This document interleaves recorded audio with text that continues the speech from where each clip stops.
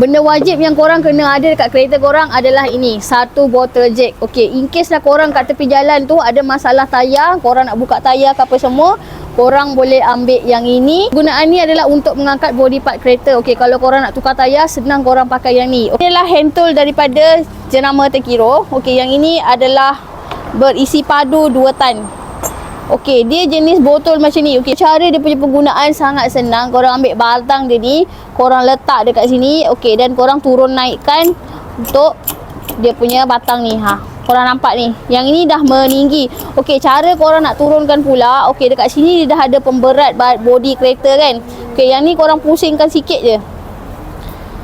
Korang nampak tu. Lepas tu korang jangan lupa tutup balik. Okey, dekat sini dia ada bagi 2 jenis batang kat sini. Dan dia punya tempat penyimpanan macam ni. Okey, ini sangat senang nak bawa pergi mana-mana, nak letak dalam kereta, nak letak dekat rumah pun tak ada masalah. Korang nak dapatkan, terus saja datang ke One Niche Machinery.